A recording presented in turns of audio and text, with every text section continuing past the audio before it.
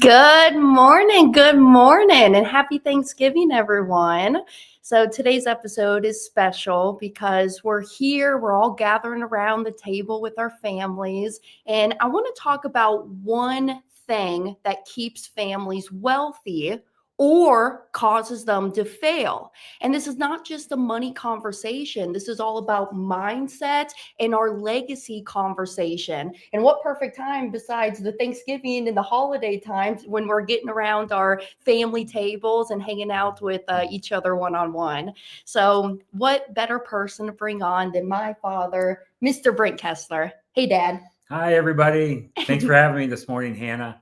Oh, good. So it's a big game day today. Big game day. Go Chiefs. Hey, in the comments, I want all y'all to put, who you rooting for this season. We grew up in the Kansas City area, so we're a Chiefs family. But the Chiefs are playing today, so wish us luck. Say go Chiefs in the comments, and it'll be a good day. And also, too, we should point out that we are in Dallas, Texas, at actually at just my in-laws' house, my wife's parents, your grandparents' house, spending Thanksgiving with her side of the family, which we tend to do every other year. And the Chiefs just so happen to be playing in Dallas today. That's but right. No, we're not going to the game. We're going to stay home and spend time with family, but we will definitely be watching it on the TV. But they're just down the road playing in Dallas. So it'll be a good day. And actually, Zach will come over. He'll be all geared up. Oh my gosh, I need to post this on Facebook too. Mom has these crazy cool cowgirl boots that are all blinged out in Chiefs. It's really, really cool. I'll post a pic later on today. But Dad, I wanted to bring you into this conversation because it kind of follows up to what we were talking about in Denver at the Money Multiplier Mastermind event, where, I got up on stage before you did your, I call it the passive income report, but I was sharing the story about how it was very interesting coming from a background where two sides of my family, the matriarch came from the old money side, and then the patriarch came from the new money side. And really what I want to talk about is that, I don't believe that money changes people. It really just exposes the mindset that they already have. And one thing that you did very well with Zach and I is you really taught us a good mindset when it comes to money.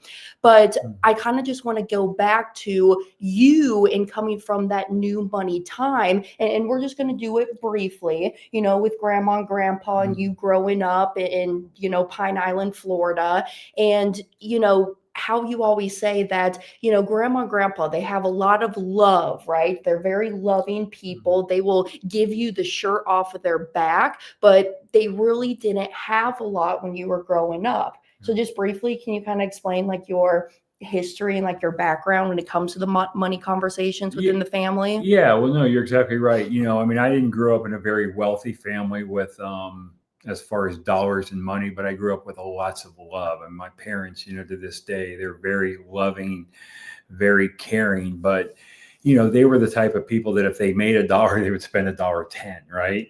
So they just didn't know how to keep money. And, we struggled a lot, because my dad was a salesman, a traveling salesman. As a matter of fact, I got pulled out of high school in the 10th grade. I never even completed high school because my dad was a traveling salesman and the family went and traveled. And I remember, there were times where in Clearwater, Florida on Drew Street, so my dad owned a vacuum cleaner store, and that's where we had to sleep, was in the back of the vacuum cleaner store. We had to shower at the YMCA because we could not afford to pay both rent at the vacuum cleaner store and an apartment. But again, it was a very caring family, a very loving family, but we definitely didn't have the resources. And, it was at times it was scary. And again, I was a young child at that time, in the probably the second, third, fourth grade, right? So back in that era. But, and that's part of my drive today or throughout the years is, I didn't want to ever get in that position, and that position just scared me. I didn't want to be just in that position. But even today, my parents now are in their 80s and, again, very loving, very caring, but they have very, very limited resources, to live on. They're basically Okay. Probably doing like a lot of people, they live on the government. They Yeah. live off of what they get in their Social Security check. Their insurance is covered by Medicare, you know. Um, so it's just a tight scenario, and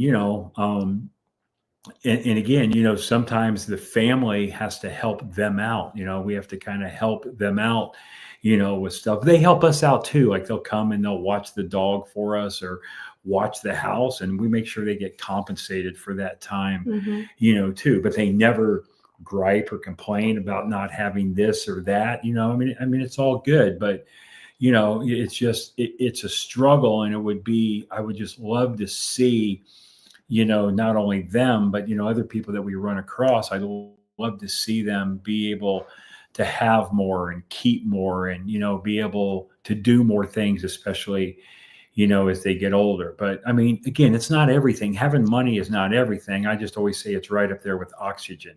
Because it gives you the choices. It gives you the choices and the freedom to allow you to spend the time how you want to spend it with the people you want to spend it, and just even the location, right? No, absolutely. To leave your hometown. Oh my gosh, I Mm. have still friends from high school that are still in the hometown of Olathe, Kansas. They're getting married, having babies, and then their babies are going to go to the high school that they graduated from, and their babies are going to graduate from that same high school. And it's just, I think there's more to life than just staying in your same hometown. Now, there's nothing wrong with it. No, not at all. But in my opinion, I just think it's almost like, if you think of the world as like your house, it's almost like never leave the bedroom of your house, right? You want to go and experience the different cultures, the things that you can just enjoy within your life.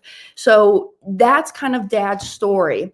And hey, Mr. Christian, hey, so there's been, he says he can't see us. So there's a little update on StreamYard. So if you're looking at it in the vertical view, I'm going to be moving the camera so now you can see us. Hey, and then if you're watching from YouTube and Facebook, you'll see it in the landscape view. So you'll see both Pops and I here. But good morning, Christian. And hey, go Chiefs. Go Chiefs. There we go. So so that's kind of Dad's background and Dad's history in this. Now, one thing I want to talk about, and really what led me to this conversation here today, is Mom shared a story that's actually going to come out and be a blog post on the Money Multiplier. And I'm going to pull it up here on my phone and just kind of read it to y'all. Okay. She goes, I can speak about generational wealth. She says, my great grandfather started a printing business, printing the booklets used in the Catholic Church at Mass. My grandfather continued the very successful business. I worked in the print shop during the summers, rotating in while different people went on vacations. And we printed those books for churches all over the world, including the battleships and the Navy. And that's actually a cool thing about Mom. I kind of brag about her a lot. She was a nuclear engineer for the Navy. So I kind of make the joke, when a lot of y'all are coming to me and asking about the infinite banking concept and want to get deep into like the numbers and you're very analytical, I always make the joke. I get you. I know how analytical you are. You haven't met my mother yet, Mama TK. But they would go in and they would print the books for the churches all around the world. And sadly to say, my dad's generation fought over control when my grandfather passed. The business did not continue because no one had the vision, the drive, and the passion to make it work. So were you around when Papa and his brothers, they sold the business? Were you still here? Were you around like in that early relationship with you and Mom? Yeah, actually, we've been married since 1996, May of 96. So we're about to celebrate year 30 coming up in May, right? And we dated for a year before we got married. So we've been together for over 30 years now. And actually, I met your mom in June of 1995. And her grandfather, the one that you're talking about, well, actually, both of them, they died in the same month. It was in February of 95. So I never met her grandparents because I met her 3 months later in May of 95, right? Or actually in June of 95 is when I met her. And then we got married in May of 96. So I never met okay, so her grandfather, and her one specific grandfather that we're talking about now is Papa, right? And so anyway, he owned all of these companies, as you mentioned. He owned a cemetery and mausoleum. Okay, so in Quincy, Illinois, right? That's where they were from, Quincy, Illinois. He owned a cemetery and mausoleum. He owned a concrete block company. He also owned the printing company, which printed all the Catholic missals for Catholic churches around the country. And they also were the Coors distributor. Coors, Sunkist, 7-Up, Snapple, if you remember that.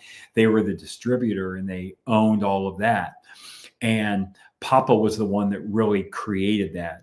Terry's grandfather, he created the business, and the main thing that drove all of those businesses was the printing company, the publications. They were, big Catholic family. They would have Catholic priests come over and stay at their house, and Christmas and holidays were a big deal, Easter and all of that, just the whole Catholic faith, right? And so Papa, the grandfather, he's the one that really drove all of that. And then they had, what was it, 5 boys or 4 boys? Let's see, there's George, which is the oldest, which is my father-in-law, my wife's father. They had George, they had Ronnie, they had Joe, and Mike. So there was 4 boys. And George was the oldest, right? And so Papa, the grandfather, his name was George also, but, we'll just call him Papa. And anyway, he kind of just had this business, and he started it and brought it up and everything. And he had the vision. And he had the vision, and the 4 boys worked in the business. Well, the thing that happened after he passed away, then, you've got the left is what you have left. You have the 4 boys left.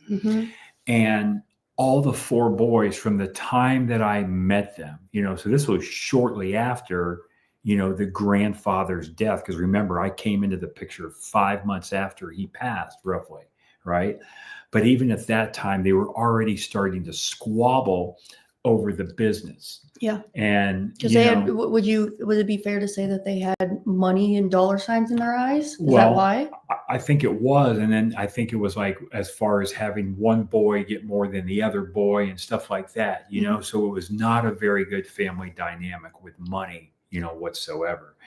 And even to fast forward to this day, even though a couple of the boys, actually 3 of the 4 boys, have taken buyouts from the business, but it's been very testy, and it's been very, where they don't even speak, where I've never spent a holiday with all of that family. Like when we would go to Quincy, Illinois, we would never, go and see all of them. We would see one maybe, and maybe a second one, but not at the same time, because there was always some friction, just within the family. But I think the point that you want to make is that, if Papa, the grandfather, could see it, or his vision, I would think he would be saying, hey, I want to leave something to these boys that they're going to be able to carry on. Well, let me just tell you, that business has basically dissolved. The concrete block company is gone. The cemetery and mausoleum are gone. The Coors distributor or the printing company is gone. So all they really have left is that Coors distributor company, right? And that's even, I think, highly debted or mortgaged and things like that, because nobody taught them about money. I don't know that Papa, which I never knew the Papa, the grandfather, as I said, but I don't know that he's really taught them about money and how this is to carry on from generation to generation. Because honestly, I think they all kind of felt entitled, and entitlement is a big thing that we talk about all the time, that, just because you have money and you have wealth, it doesn't mean it belongs to your kids or your grandchildren. It's all on what whoever, like the patriarch and the matriarch, what they decide, to do with it and what their vision is. And hopefully you've taught your children good habits with money, and they'll carry on that to their children, and their children will carry on to that to their children. So that's what's so powerful about what we do with this infinite banking concept, is you're really creating the legacy. Now, can people come in and destroy it and take it down? Absolutely they can. But it's a lot harder. It's a lot harder to do that if you are talking and just to your family about money, if you're getting around the kitchen table and talking to your family about money, and just, I mean, again, especially, okay, so like a day like today is Thanksgiving. We're going to be talking about crap, right? Well, most of the crap we talk about is crap. Family gossip, the political news, what the weather's like outside. Oh Their my health gosh, ailments. can you believe that there's going to be so much snow this winter? Yeah. And you really got to get around the family and talk about money and have that vision and share that vision about money and how to keep that wealth inside of the family. So I learned a lot from that. I mean, I learned a lot from those conversations and watching that. And honestly, they were okay financially. They weren't great financially, but they were in an okay and they took care financial of situation. themselves. They took care of themselves. And you just don't want to see it be destroyed, because here's the thing. I mean, I've said this before. I don't think on this podcast show, probably on the Money Multiplier show, but you've heard the saying that wealth gets depleted within 3 generations. Because let's say grandpa was the one that had the vision. He built the business, and he worked very, very hard. And then that next generation, we'll call Papa or George saw how hard his father worked to build it all up, so he's carrying this on. But then the next generation in line, they really just reap all the benefits, right? Because more so, yes, we talk a lot about money conversations here, but it's all about what happens right in between your 2 ears, right? It's all about the mindset that you have. Because Dad, even you just yesterday, if I can say this, my brother's in town. Okay, Zach's here with his girlfriend Summer, and Zach is staying over at the hotel just down the street. And Zach had to do his laundry, right? Yeah.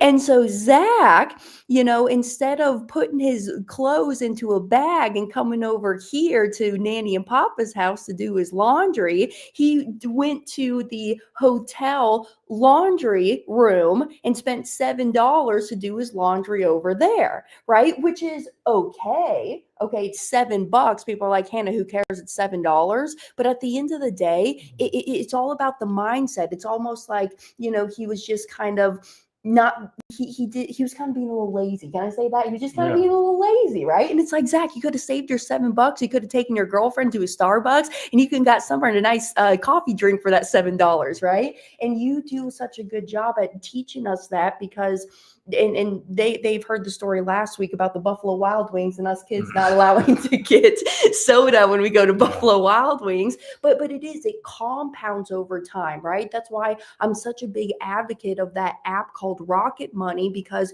it allows me to track even those minuscule expenses. But like the $5 here, the $8 there, the $10 over here, it really can add up. And if I use those dollars to put it towards something that actually produces me revenue, produces me cash flow, I can then use the cash flow to go buy all the fun stuff, the Starbucks, the McDonald's, the, Buffalo Wild Wings, if I will, right? So I just think it all comes back down to the mindset of it all. So my ask, especially because it is, and I know you have to say something, but my ask, especially because today is a Thanksgiving day and we're going to be with our families, I want to make money a mainstream topic and not make it so taboo around the kitchen table, so that we can have the vision with our family to continue on this legacy and this empire that we're building. Okay, because even just my recent podcast episode that launched this past Tuesday on the Money Multiplier podcast, you notice how I titled it, The Infinite Banking Concept Has to Be Taught. It cannot just be inherited. If it's just inherited, people don't know what to do with it because they're not taught how to properly handle the money within their life, right? And that's the key point. Just to go back to Zach in that situation, you're right. It's not about the $7, but it's not only it costs him that money to do the laundry, the $7 to do the laundry. He goes down and he puts it into the hotel laundry mat, which he can't leave now.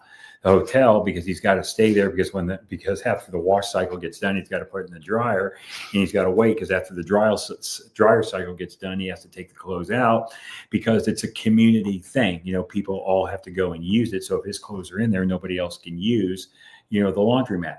And all he had to do was come right over here. A 2-minute drive.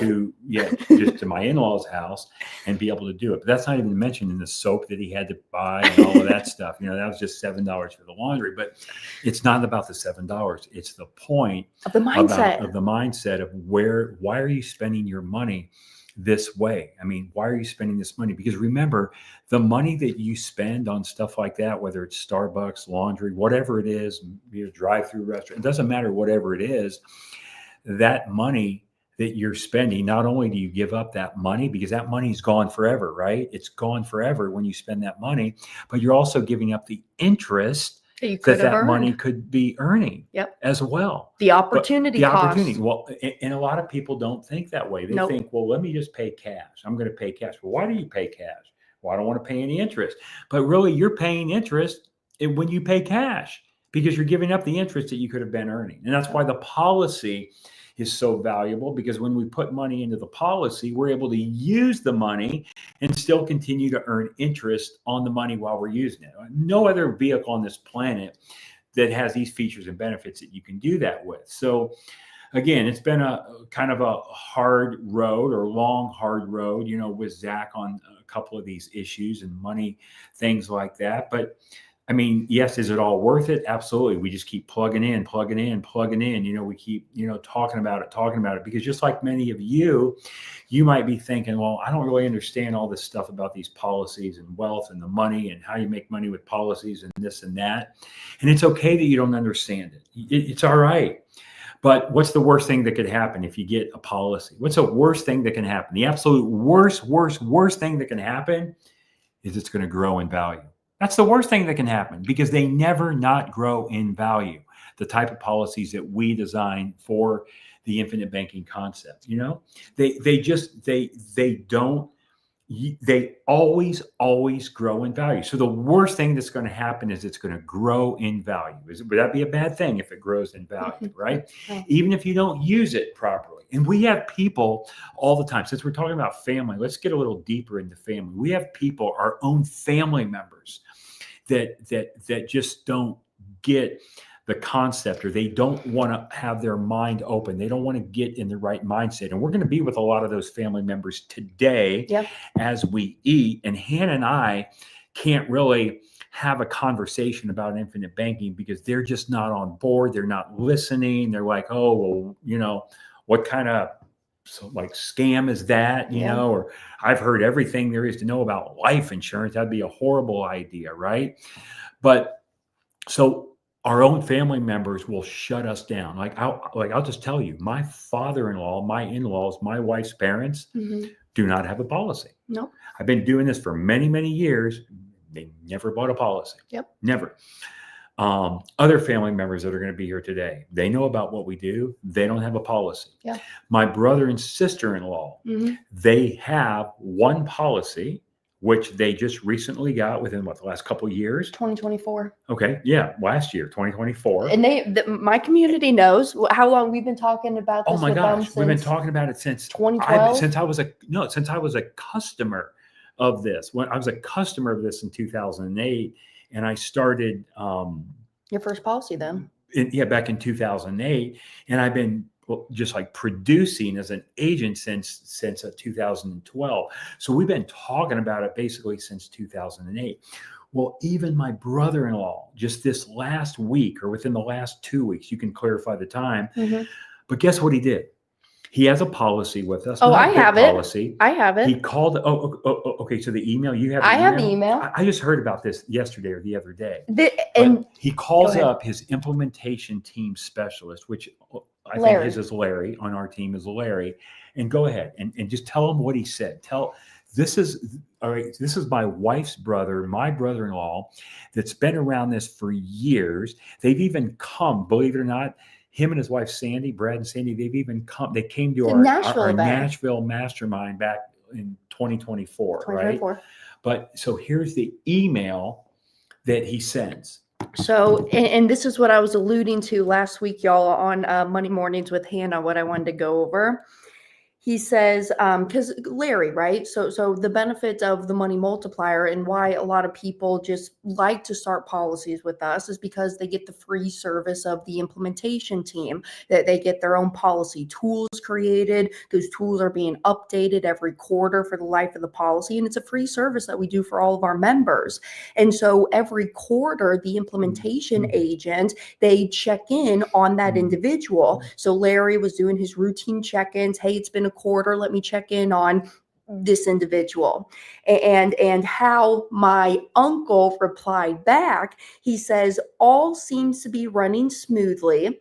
We have not used the policy loan. If we don't need the loan, should we be keeping the policy? What is the benefit of keeping if we are not using the loan against the policy?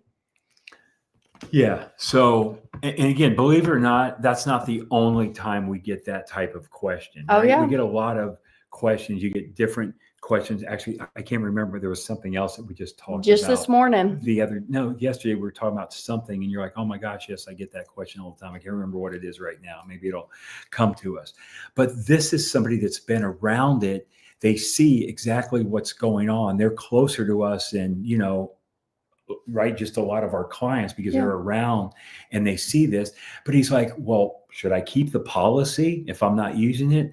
Well, yeah, you keep the policy and you should be using it. I mean, even if you're not, it's okay, because all of you that are out there that are just paying premium in your policy and you haven't taken a policy loan and maybe you don't have a need for the policy loan, there is nothing better on this planet to keep building, create wealth. There's no better place on this planet to keep and store your wealth than inside one of these policies. And I ask you guys, and have been asking people for years, show me a better place.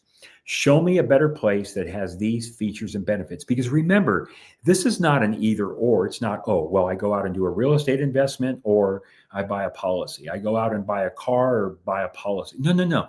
This is an addition to. This is the process of how you make all of those purchases. And even though that we've gone over and over and over with Brad and Sandy about this, it doesn't stay. It doesn't sink in. And because for some reason, yes, they're doing it. They're doing it at a small level, but they just don't get it. But that's okay that they don't get it. But the thing is to call and say, should I quit? Should I call and say, should I quit the policy? Well, why would you want to quit? Why would you ever want to quit something that is giving you guaranteed growth? Why would you ever want to quit with no risk? What is the risk factor in having a policy? There's one risk factor. Yeah, you are the risk factor. So you're the only one that can screw this up, because the insurance company has been in business for well over 250 plus years. They've never not delivered on the promises they've made. Yeah. They've not even for 125, 123, 127, I forget even the more number, than that, consecutive years. That's back in the year 1900 and forward. They've never not paid a dividend.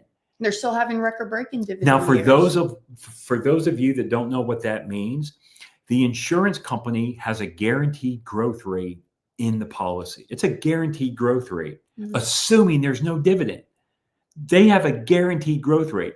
So even without a dividend, your policy is guaranteed to grow. But the companies also have a dividend. Dividends are not guaranteed. You may not get a dividend this year, last year, 10 years ago.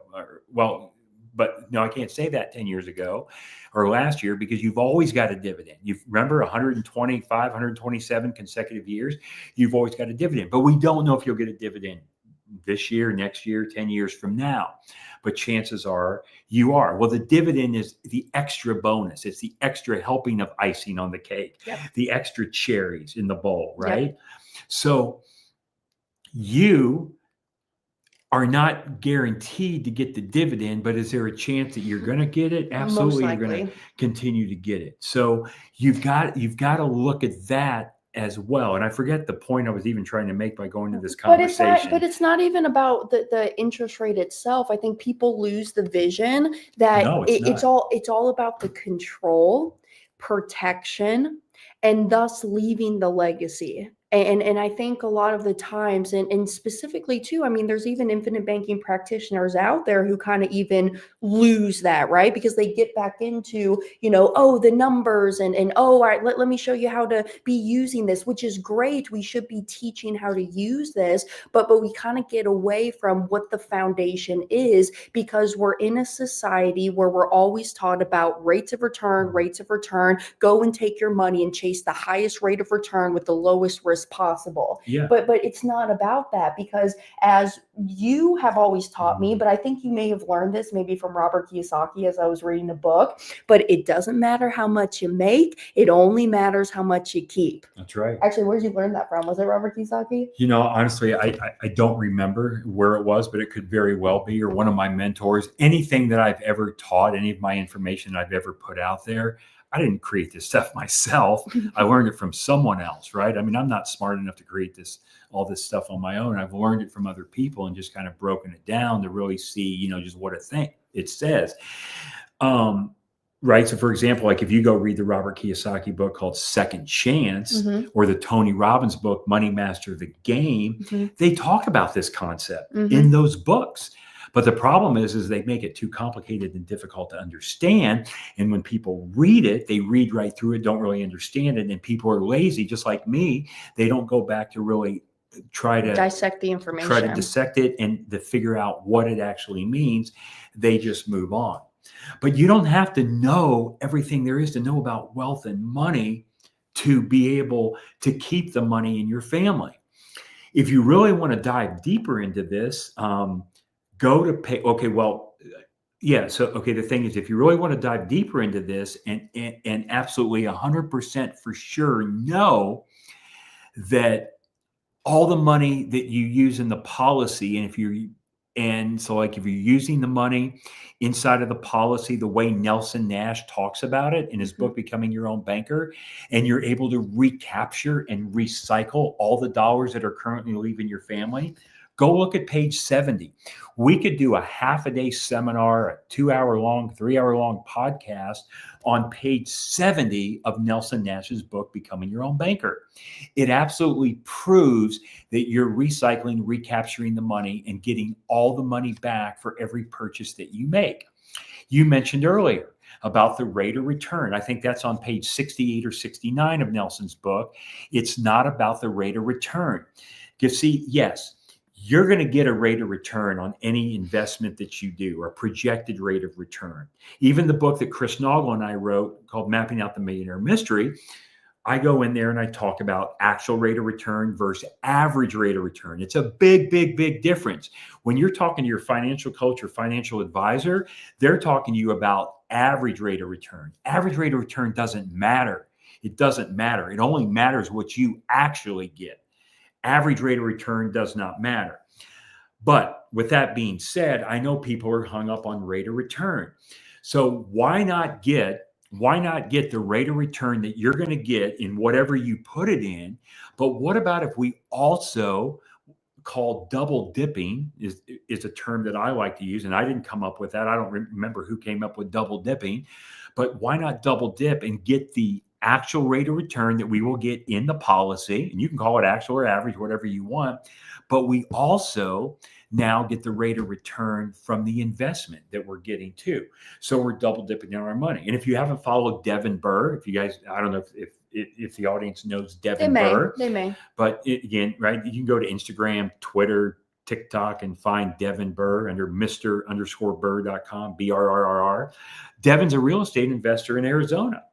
What does Devin talk about on the TikToks and Instagrams and stuff that he does? He's got 1 million followers, and he does this concept. Now, he was very hard when he first came in. Oh my gosh.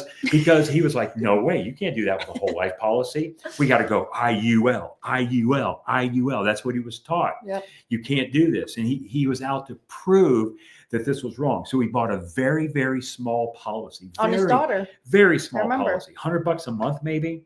Yeah. I don't even know what it was, but I mean, Actually, it might have been less than that, because he was like, there's no way. I just want to see that this works. And now he's out talking about it. He has several policies, and he funds all of his real estate deals through with his it. policy. And he actually shows you on his TikTok how he double dipped, even triple dipped. So Devin will go out and buy a piece of real estate. He lives in Arizona, so most of his properties are in Arizona. He has Airbnbs, and I'm a Chiefs fan. 2 years ago, the Chiefs were in Arizona for the Super Bowl when they played the Philadelphia Eagles, right? Mm-hmm. So me and Mom went out there. I stayed at one of Devin's Airbnbs, and it was during the Super Bowl, and it was one of his rentals. But he buys his real estate by running the money through the policy first, because if he runs the money through the policy first, he gets the growth inside the policy, plus he gets to recycle and use the same money over and over and over again to buy more and more and more properties, because he's keeping the money in the family. There's no money being leaked out to other people. Now, I know this stuff sounds too good to be true, and I know it does. If you're hearing this for the first time, or you're new to this, you're like, all right, what's the catch? What's the catch? Well, remember my story. If you go back and look at my story, I first heard about this in 2006. I sat on the sidelines for 2 years and did not do anything until 2008. But when I saw 8 or 10 of my colleagues do this at the same time I heard about it, but they implemented it as soon as they heard about it and didn't wait like I did, they were the ones that said, oh my gosh, Brent, this is working great. How's yours working? I'm like, what do you mean, how's mine working? How's my what working? That infinite banking thing. And I didn't even remember what they were talking about because I heard it 2 years earlier. But I was like, it has to be working, because these are 8 or 10 of my colleagues that you even look up to, that are my chiropractic colleagues at the time. And there's no way they're lying to me. Maybe 1 or 2 are lying, but not all 8 or 10, So that's how I got started. And I kick myself in the ass every day that I waited 2 years. And sometimes you guys will call us up and wait a year, 2 years, or wait. Well, I'm going to wait. I'm like, what do you mean you're going to wait? And I forget that I waited. So I get it. I got to, take that all into stride and stuff. But I'm telling you guys, look, the worst thing that could actually happen, like I said earlier, the worst thing that can happen is you get a policy and it grows. That's the worst thing. It can never go down. Now, remember, just to be clear, we're talking whole life policies and mutual companies that pay dividends that are properly designed and engineered for this thing we call the infinite banking concept. It's not the same for a variable policy, a term policy, a universal policy, an IUL, an index universal life. Those are built on different platforms. We, as agents, we could sell you one of those other types of policies. For example, an IUL is the most common that you hear about. We could sell you one of those, and we could make a good commission, a much better commission than the whole life on what we're making now on the policies that you buy from us. But we would never sell you one. Why would we never sell them one? Because I would never buy one. Because we would never buy one ourselves. You can't do this with an index universal life policy and have the guaranteed growth. You can't do it. You cannot do it. And if anybody tells you that you can, have them run you the illustration and to show you what's going to happen in the future of that policy. I'll do a segment on that, y'all. Actually, it's something that I've been thinking about. It's been in my notes here recently, because I want to go through, because I look at a lot of IUL illustrations in my day, and I know it's the hot burning trend that's happening right now. And even just not too long ago, when I was sick that 1 week, I was sharing that Kyle Busch story. But I'll get in and I'll show y'all real life IUL illustrations, because a lot of people send them to me. And hey, I mean, if you need me to review some of the stuff that you have and you just want my feedback on it, y'all have my email, hannah@themoneymultiplier.com. It's up here on the screen. Or if you're back listening to this in the podcast episode, because hey, Money Mornings, it is a podcast episode. You can go and find it wherever you stream your podcast. It's Hannah spelled the same ways, forwards and backwards, hannah@themoneymultiplier.com. But send me over that in-force illustration illustration. I'll just give you my feedback, because honestly, sometimes y'all will have whole life policies, and I'm telling you to keep those things, even if it wasn't initially designed on the forefront to have that high immediate cash value. Even traditional whole life, it builds cash value. It just takes a little bit longer, right? And that's the only thing that we're doing different over here, is just how we're internally designing it with those paid up editions. I know y'all know what the paid up editions is now. It's coming more and more familiar, but that's how and why we have the cash value made available to us immediately. So even an old whole life policy, or let's say you're sitting around the kitchen table and you find out that your grandfather bought one on you a long while ago, those can still be great policies to use, because it's got the age and the maturity on it that you're hitting those really great efficiency points. So just real quick, I do want to say this before we get too deep into it here. Hey, because today is Thanksgiving, and I'm very grateful for all of y'all being here and waking up with us on this wonderful day. Just FYI, this is some of the stuff that we're going to be covering in the upcoming live event in Tampa. And I do have a Black Friday promo for y'all. So 30% off tickets. It's going to be here until, I think it's Friday at midnight Pacific time is when the 30% off Black Friday deal is going away. So you have today and tomorrow. Go to moneygamelive.com and use that code Black Friday to get that 30% off.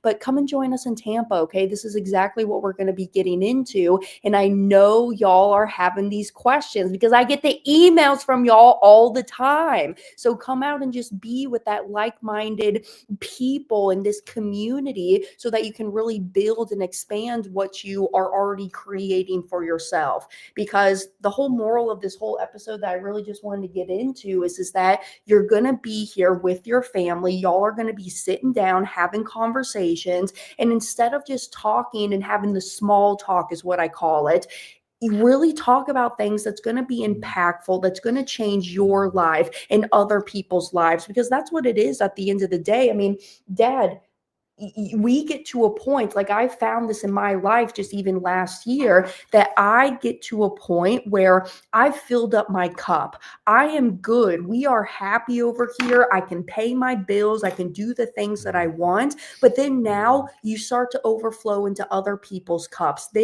I have a foundation. I want to do more with the foundation that I have. I donate, actually, I didn't even tell you, but there's a church over in Ocala, Miss Diana. Miss Diana, back in the day, she hollered at me. She says, hey, we're putting on this Thanksgiving feast and we're going to be feeding the homeless over here. We're taking donations. I said, heck yeah, let me donate to your charitable cause and what y'all are doing on this Thanksgiving Day. So it's so much more than just yourself. And I just want us to get out of our own way of just thinking about me. How can I serve and add value to other people? So I want to ask you, Dad, because I'm going to butcher this name. I failed grammar. Okay. Is it Saeed? How do you pronounce that name? Saeed? Saeed, right? I'd say Syed. Syed. He's asking from LinkedIn, please tell me something about mindset, how to train mind in such a way that can achieve the maximum goals in life, attain greater success, and earn as much as possible. And I want to get your answer and your take on this. Yeah, so no, great question. And I'm going to answer everything except the very last thing that says, and earn as much as possible, because your earning, it can be unlimited, and it's really how much effort and energy that you put into it. And the one thing I've found over the years is the more you give back, okay, just like what you said, the more you give back, the more that's going to come to you. So when you give, don't think, oh, how much can I afford to give? Just give. So the amount that, so anyway, just give the amount or give to the cause that you feel is right at the time. And it will cause a little pain. It'll make you feel a little uncomfortable if you give, but I'm telling you, the more you give, the thing you'll do is you'll get in return. And if you guys have ever listened to me, you say it all the time. You've heard, okay, just a quote just that I love. One of my favorite quotes in life is by Zig Ziglar. And Zig Ziglar says, if you help enough other people get what they want, you end up getting what you want. And it really, really makes you feel good to give. But let's talk about the mindset on the question, how to train your mind. Well, I believe you have to have mindset, systems, and mentors. Okay. So you have to have the mindset. So if it's something that you have a vision of what you want to do, and it could be with wealth, it could be with a job, it could be with a relationship or anything, you have to set your mind, okay, this is what I want. This is what I see. This is the vision. So you have the mindset, and now you have a system. Well, what system are you going to use to get there? And if it's about money, I have the infinite banking concept system. If it's about real estate, you might have some kind of real estate system. When I was in the chiropractic, I followed a system called Practice Wealth. And then the other thing is mentors. So mindset, system, and mentors. And the mentor that I had in chiropractic, I started off with a guy named Dr. Paul, and then I went to another guy named Dr. Eric Breitenmoser, and he was my mentor. So mindset, systems, and mentors. And the thing I would say is you have to get to a place where you get a little uncomfortable. Yeah. And that's where comfort's at the end of your comfort zone starts. Oh shoot, what's that saying? I don't know what the saying is, but I know what you're saying. So when your comfort zone ends, when you get out of your comfort zone, yes, that's when the success starts to begin. Or the growth begins. The growth begins, yep. Right.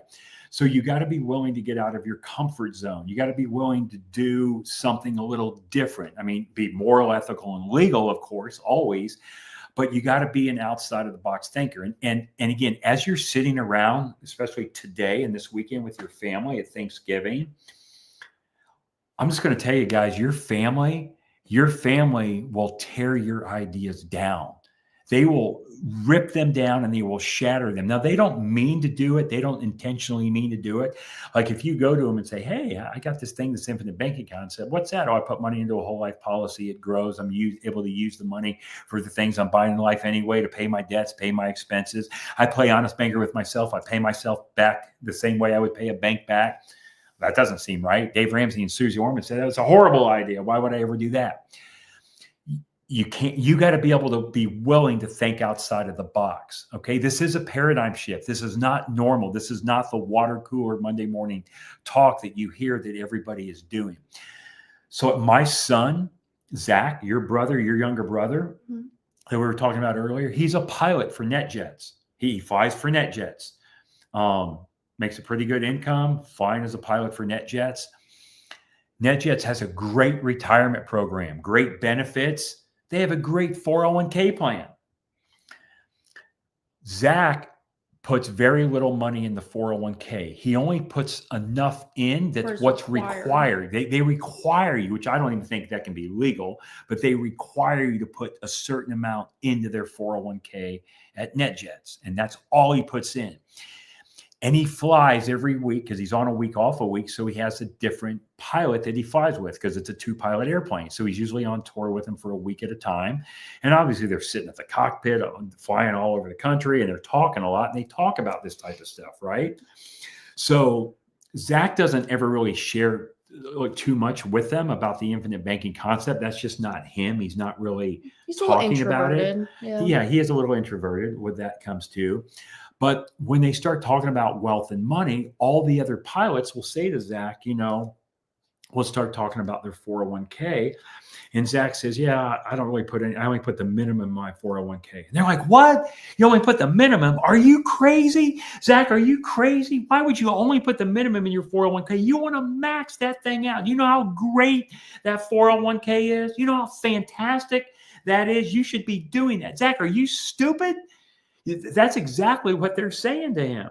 But he knows what they don't know. And if they knew the stuff that he knows and understands, and even though he doesn't understand it on a high level, but he just understands it a little bit, they would never be putting all that money in the 401k. Or maybe they would because it's what everybody else does and they're following the masses. If you really want to be successful, do not follow the masses. Watch what everybody else is doing and you go do the other opposite. Yeah. So you got to get okay, the thing is, you got to be willing to do the paradigm shift in your mind. So I don't know. I hope that helps answer, the question. Okay, a bit about just about mindset. Yep. But you got to have a mindset, systems, and mentors. And I'm not saying our system is what you want to follow. I'm not saying that we are the right mentor for you in the infinite banking concept. And again, it's anything that you're doing in life. If you really want to do it and you really want to achieve, then find somebody that's doing it in a way that you would like to mimic and imitate. Yep. And I always tell people in the Money Multiplier family, what do we have? 17,000 people or growing members every week.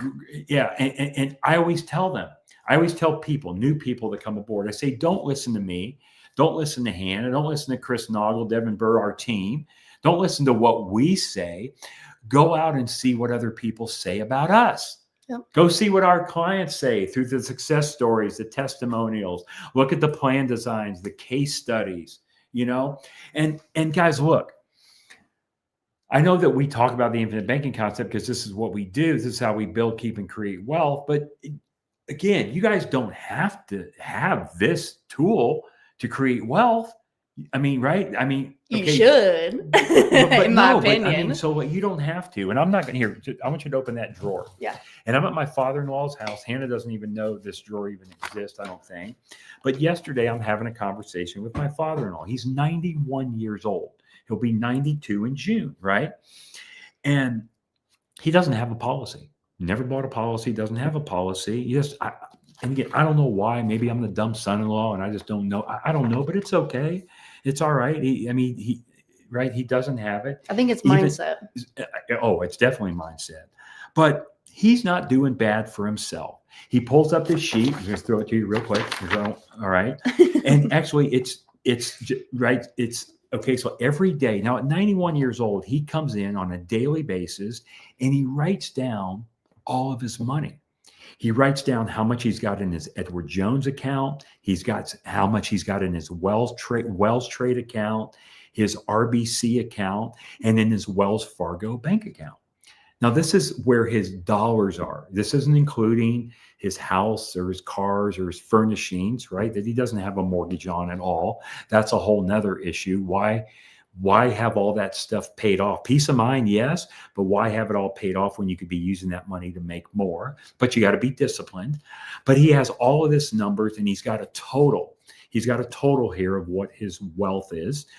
And he's got it broken down into annual and he's got it broken down into monthly. So he knows he gets annual dollars from this. And he also, so like also in his income, he's a retired vet. So he gets a little money from the VA and he's 91. So he gets his Social Security money. So you add all of that up and it comes to a number and then he breaks it down into monthly. So he knows what's coming in every single month. He's got what's coming in. And he looks at it daily. Every day he updates these numbers. These are all numbers. I mean, he does a lot of writing, here, does he? Yeah. I just don't want to share someone else's information on the screen, but he's got a lot of writing here. And maybe if Papa gave you permission sometime to do it, that'd be awesome. Oh, anyway. We're doing a podcast episode. Okay. You just wait. Okay. But he has all of this numbers and he's got it broken down into his monthly revenue and income. Now, he's 91 years old, and a few years ago, he turned all the money over into a trust. So his two kids, my wife, his daughter, and her brother, which is his son, they manage it all. But he really controls and manages it and all of that, right? He really says, what to do, and they obey by what they say to do. But he knows exactly the money he has coming in. And then my wife, which keeps kind of his books here, she knows exactly what's going out every month. So if he has, for example, coming in, he has, let's just say the number is $11,653 coming in, right? Let's just say that's an example, $11,653 a month hypothetically. And his expenses are like $12,600, okay? He has about $1,000 more a month that goes out than what comes in. Now, normally you don't want to be in that position where you have $1,000 more a month going out than coming in. But at 91 years old, it's probably not as big of a deal, right? Because honestly, how much time does he have left? 10 years? He'll be 100. His mother lived to 106. Yeah. So maybe he's got 15 or 20 years left. I hope he does. But the point that I'm making is he's got this principal balance that he's living on through the Edward Jones, the Wells trade, and the RBC. RBC is his IRA. And he's got a principal balance that he has. So how is that money earning income?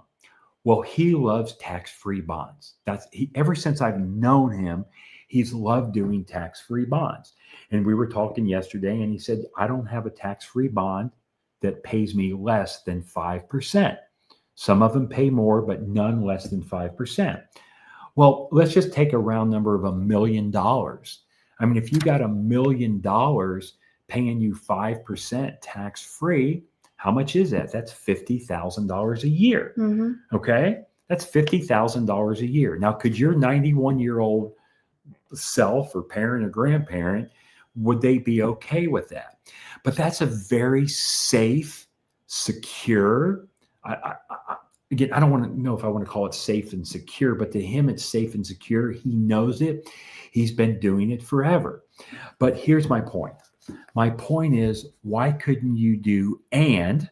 Yeah. Why couldn't you do and? This isn't either or. Why couldn't he have the money in the policy, be using the money from the policy to put into the Edward Jones, the Wells trade, the RBC, and now he's double dipping on the money. He's earning money in more than one place.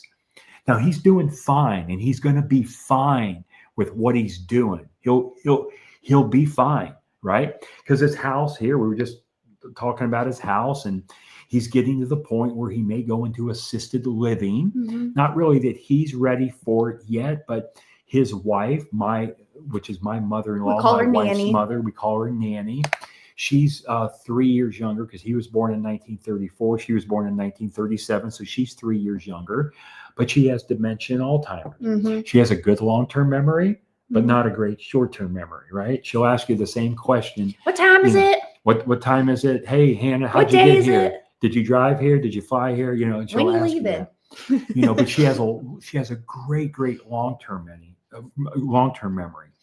So they may go into assisted living to care for her. And so obviously we're going through the income coming in and the expenses going out and how that would change, with going into assisted living. But if you go into assisted living, he has a house here that's probably worth, after you pay all the commissions and real estate fees, he's probably going to get about $900,000 for this house, right? Mm-hmm. So now you add 900,000 to that. You put that 900, let's just call it $1 million for easy math. You put those extra dollars into a tax-free bond. That's 50 grand. And now that's another 50 grand a year. So again, which is fine, which is good. And he's doing good this way. So he doesn't have a policy. You don't have to have it.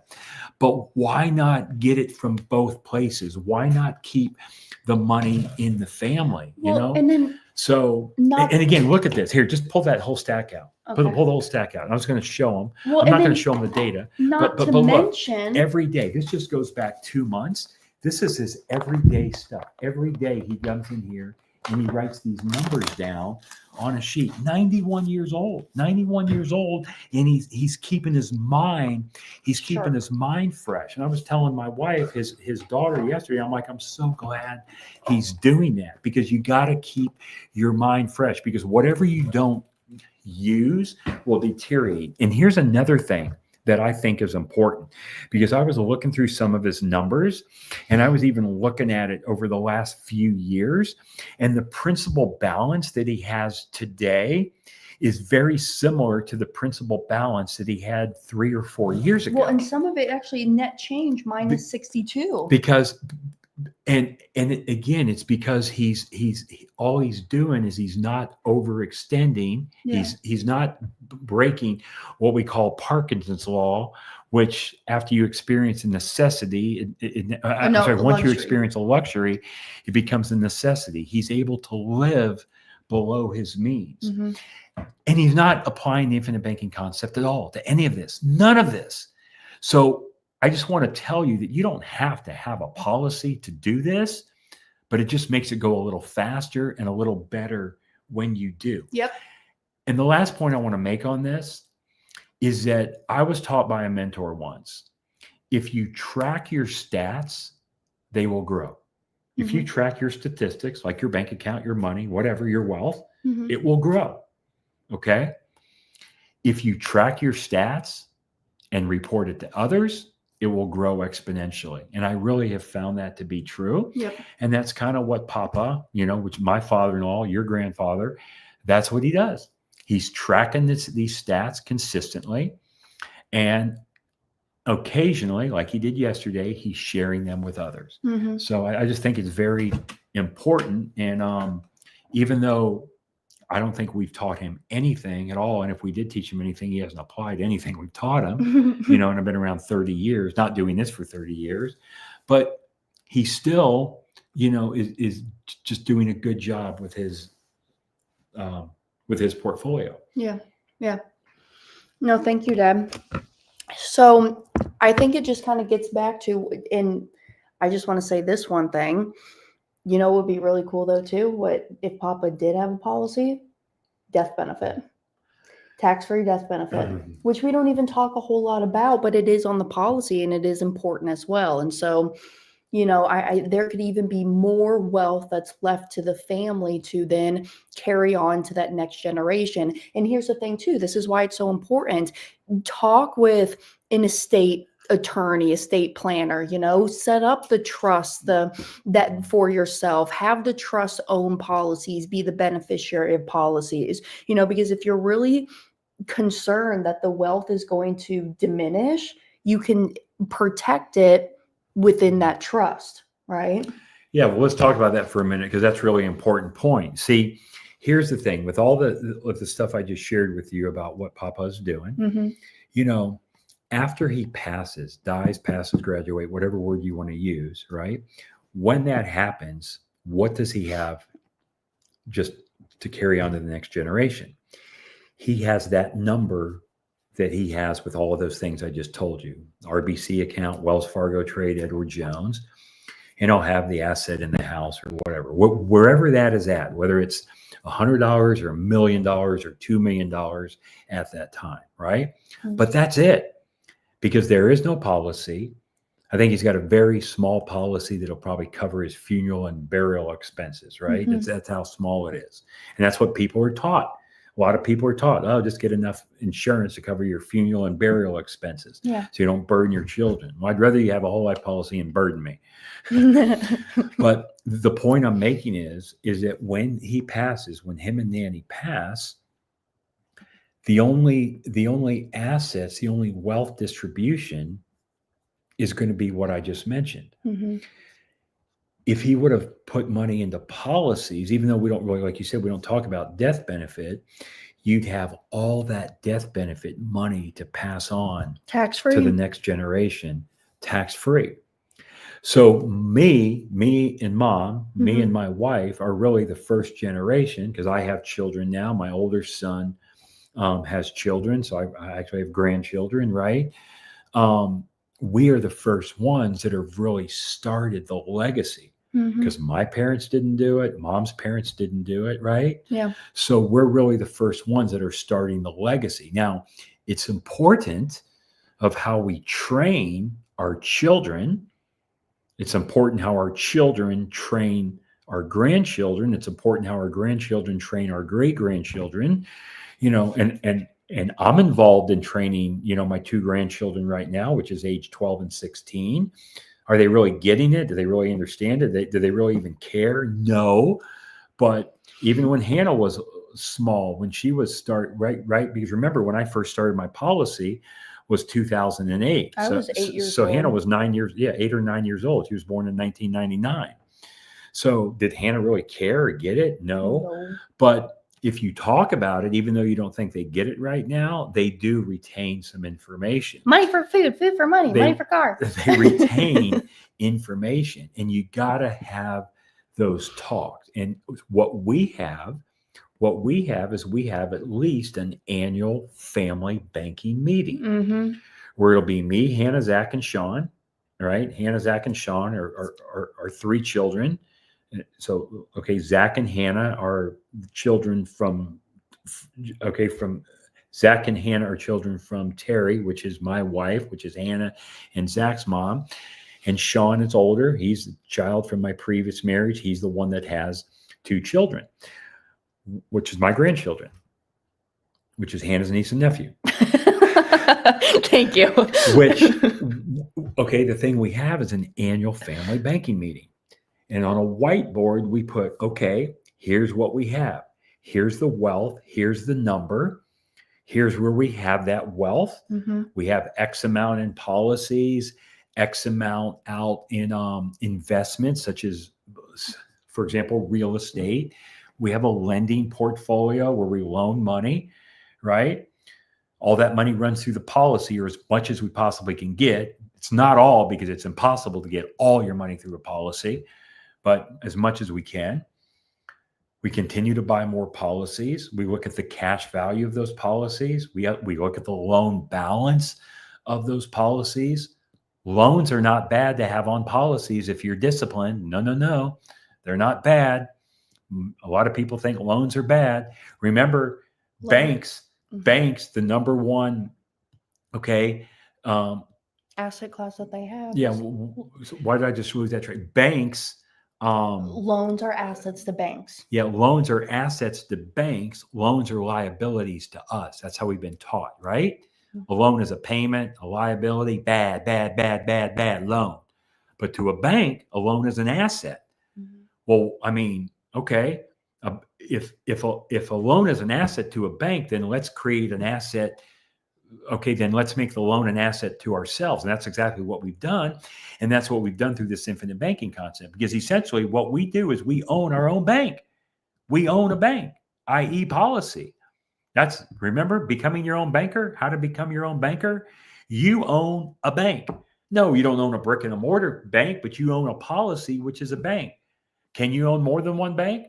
Well, does a bank have more than one branch? If you bank at Chase, Wells Fargo, US Bank, wherever you bank at, is there one branch or are there multiple branches? There's multiple branches.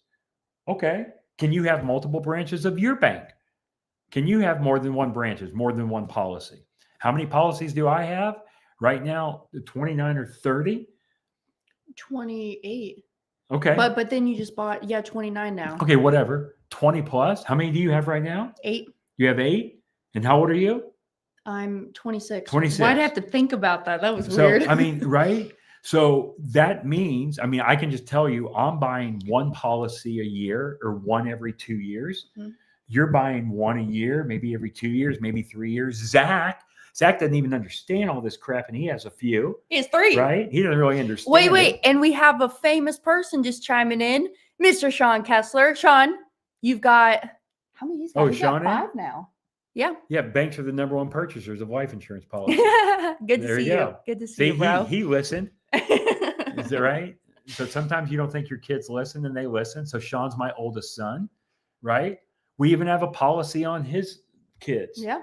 Right. We have more than one. I know we have 2 on each of them at least. Mm-hmm. But more so, it's not the number. So right? Now look, here's an important thing too to know. Mm-hmm.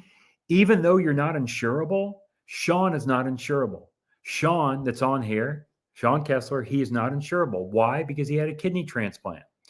He is not insurable, but he still owns policies. Who does he own them on? He owns them on his children. He owns them on his wife. So he can still practice everything. He can practice the infinite banking concept. And he has a business. He has a very successful business, a property management company in Captiva, Florida. If you ever want to visit the west coast of Florida, Captiva, he's your property manager. CaptivaBeachSunset.com. Or just go to Chalets Seashells. That's the name of their company. Great place to go. Now look, lots of great stuff about Sean. But as we're sitting here on a Thanksgiving Thursday, football Thursday, as a Chiefs fan, Sean is a Pittsburgh Steelers fan. I know you can't have everything, but I mean, but other than that, he's a great kid. But he's a Pittsburgh Steelers fan. So, we'll let that one slide. But but no, in all seriousness though, the thing is that you don't have to be insurable to have one of these policies. Yeah. You always put the policy on somebody else if you really want to. And it's not so much the number of policies, right? It's all about how much of your cash is flowing through your bank rather than somebody else's bank. That's essentially all that we're talking about, because if you really get in, oh my goodness, I'm blanking on the chapter, right? In page 48. Of Nelson's book? Yeah.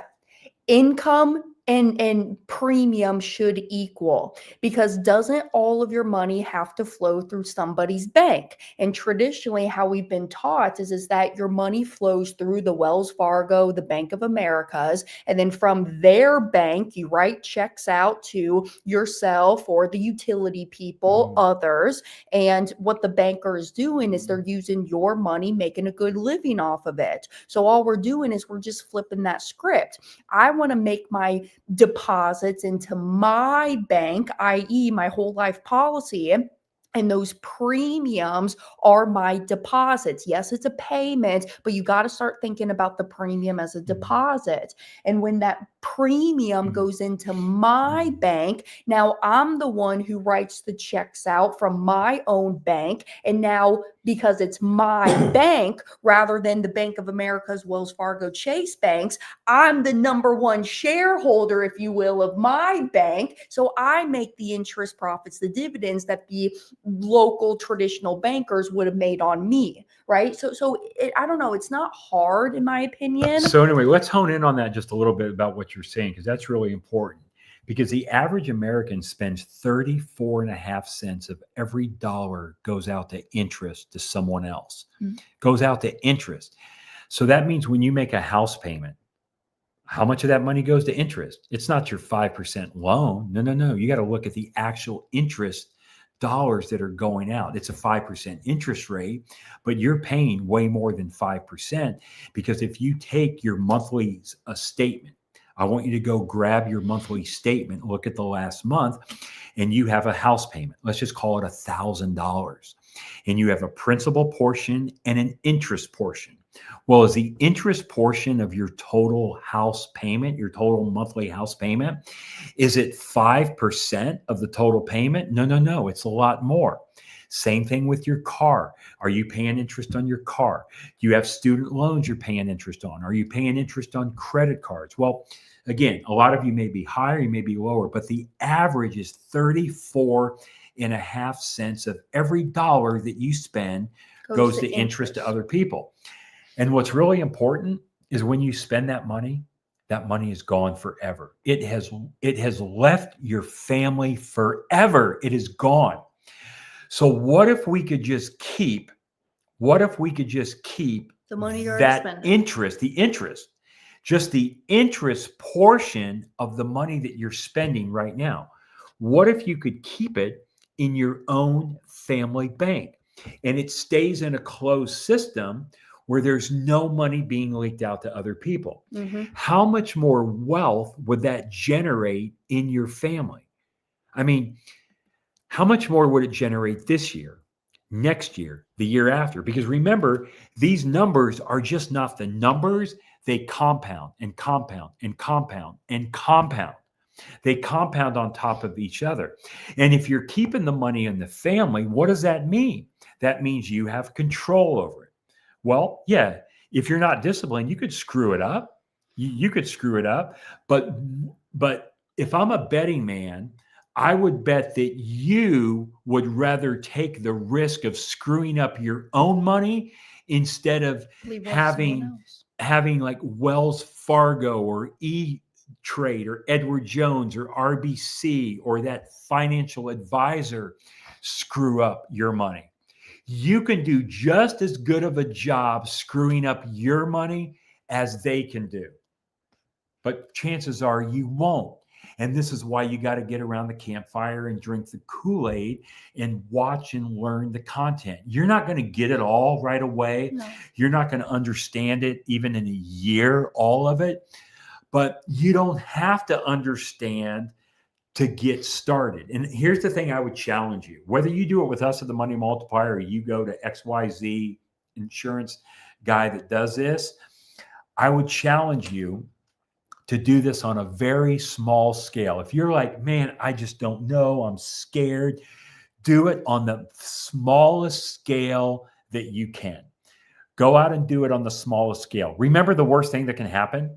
The worst thing that can happen is it's going to grow. That's the worst thing. So the worst thing that's going to happen is you'll have some growth in your policy. And what would even be worse than that is if you died really soon and early, that would even be worse, because then you would have some death benefit to pass on to the next generation. And I'm just going to assume possibly you love your spouse and you love your kids. Okay. I'm going to assume that you do. And so would that be a bad thing to leave them some death benefit money? Because remember, the death benefit money is going to be there no matter when you die, pass, or graduate, and you're going to die, pass, or graduate. You all have an expiration date. You don't know. You just don't know when it is. So the thing I challenge you to do is do this on a very small scale. Start it. Work with our team, work with the implementation specialist who will design your policy tools, such as the cash flow analysis, the money multiplier map, where they're going to put your debts, your expenses, the stuff that you're already doing in your financial life right now.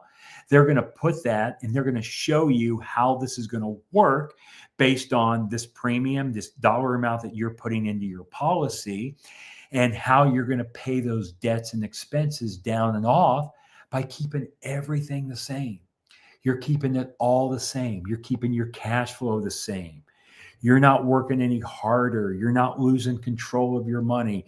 You're not taking any risk. All you've done is you've added one step to your financial life. That's all you've done. You've added one step to your financial life.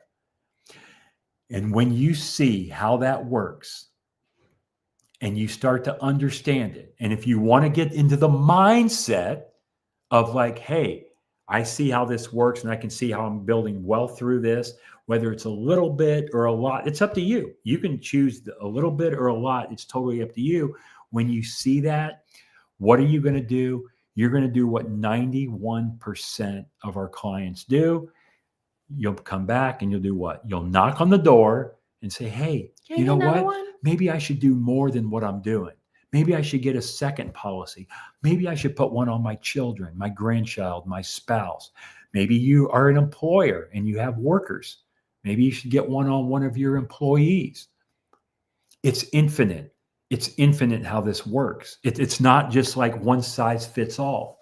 And your situation may be different. But let me just tell you, even though you think your situation is different, that's what it was. That's what it was. I got it. It came back. We had a conversation as we were driving in the car to pick up our Thanksgiving meal that we had ordered and everything that we're going to have today. We were driving in the car. And everybody wants to come up.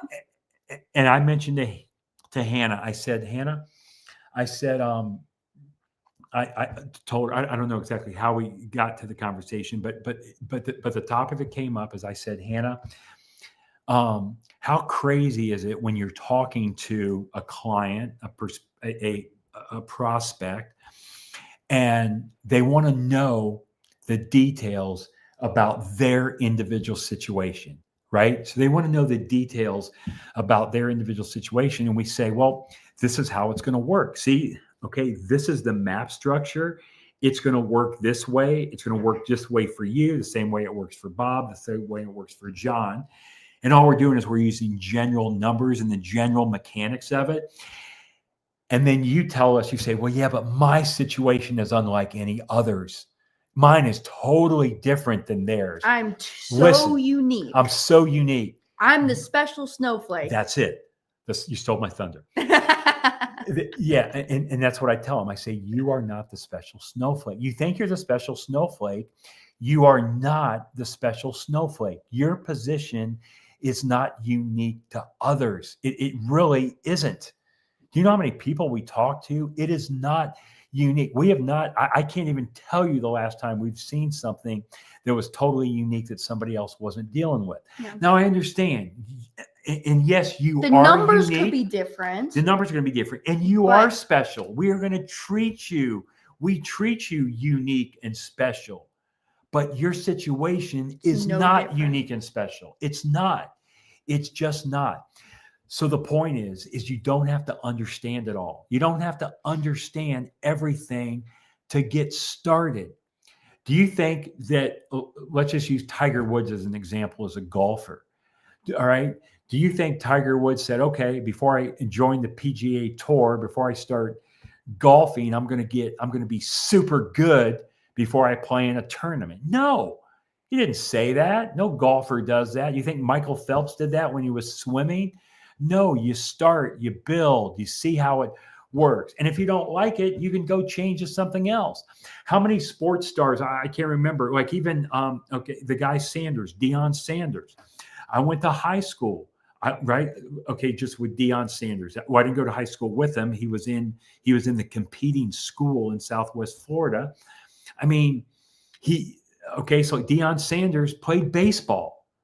He played baseball, but he's known for what? Football. Right. So again, he didn't start out good. You develop these skills. Grow. And see, these are skills that nobody can ever take from you. And these are skills you don't have to be born with. You're right. I'm not going to ever be a Deion Sanders, or back when he was in his prime.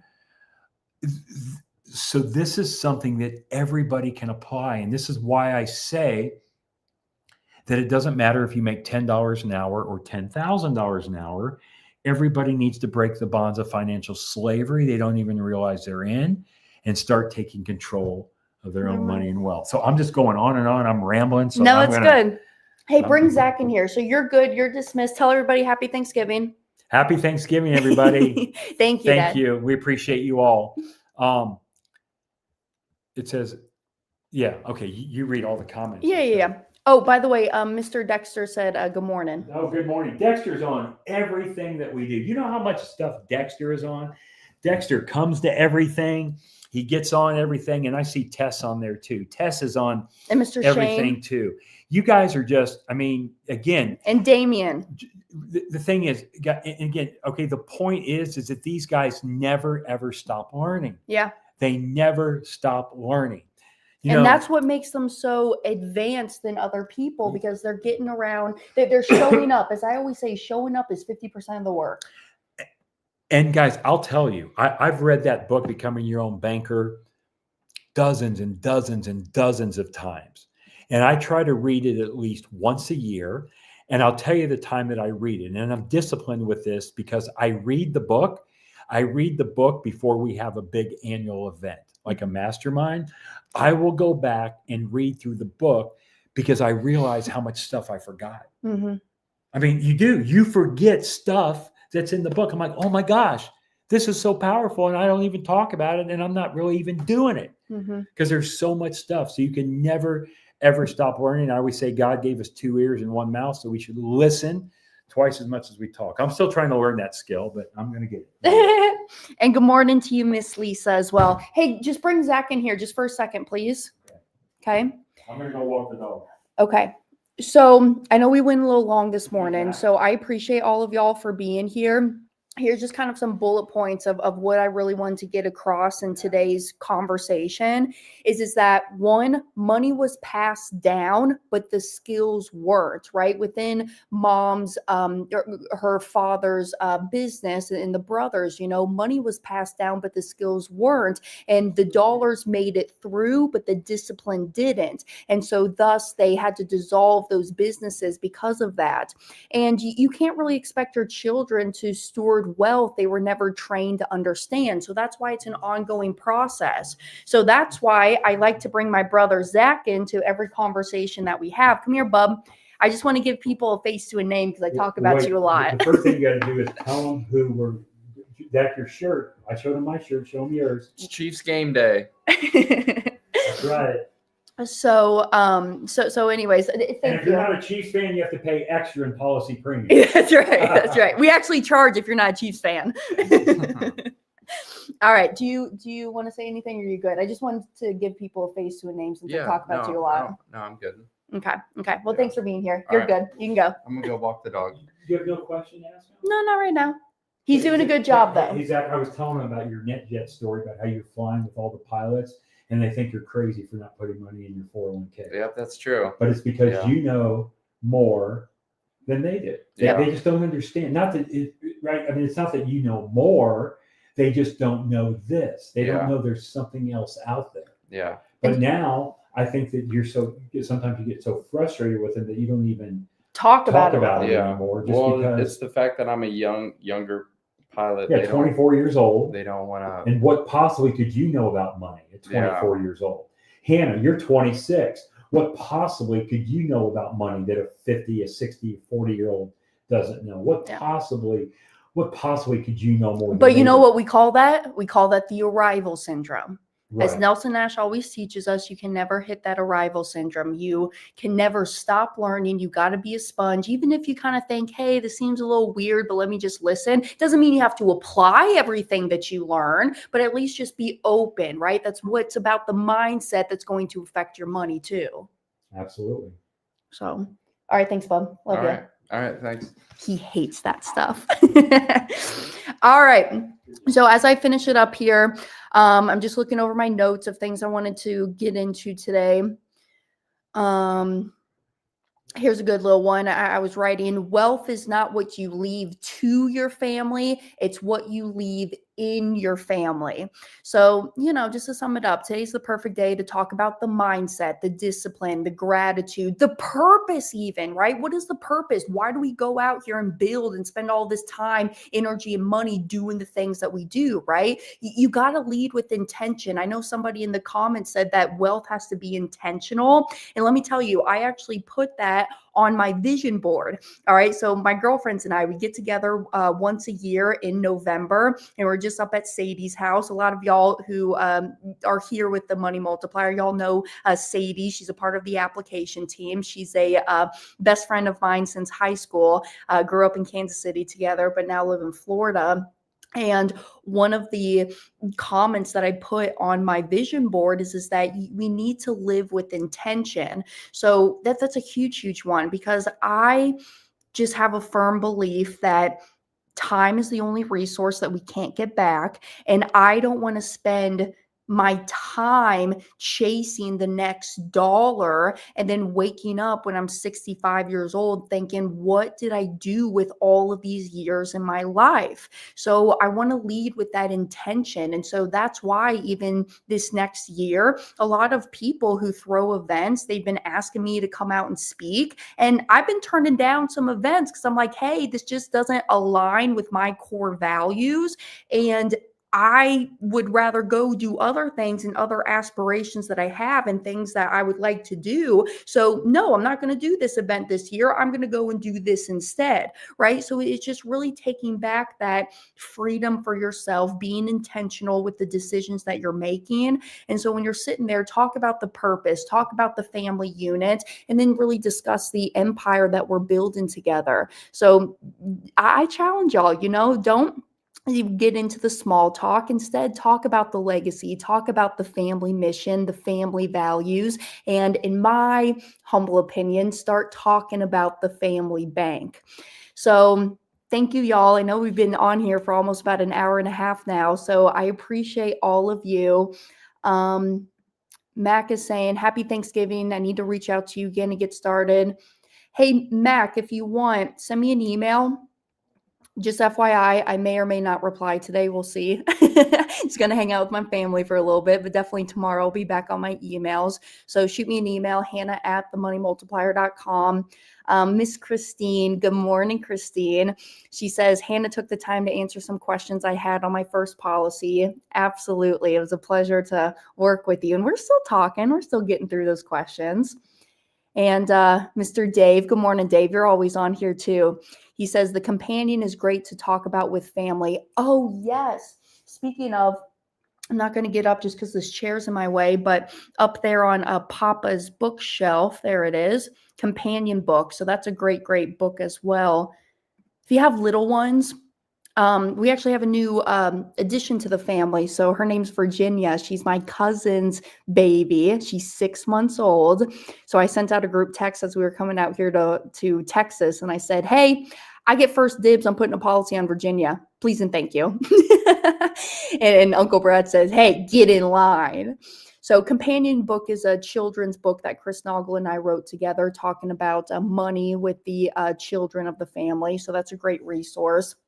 And then before I leave y'all here today, just another reminder, Black Friday's here. All right. So I hope to see you in Tampa coming up at the end of February, February 27th to March 1st, moneygamelive.com. And if you use that code Black Friday, it will give you 30% off, whether it's a VIP or a GA ticket. I'm almost sold. I want to say I'm about 90% sold on my VIP ticket. So if you're thinking about it, go and snag that, because I'm not opening up any more spots. And then we do got some GA tickets as well. So use that code Black Friday. I want to see all of y'all in Tampa. And please reach out to me. I'm here to support you and whatever I can do. And I mean, we're just learning as we go, right? As Dexter always says, we earn as we learn. So happy Thanksgiving, y'all. And next week, I will see y'all 9 a.m. Eastern time on Thursday. Have a wonderful, wonderful day. Mwah. Have fun.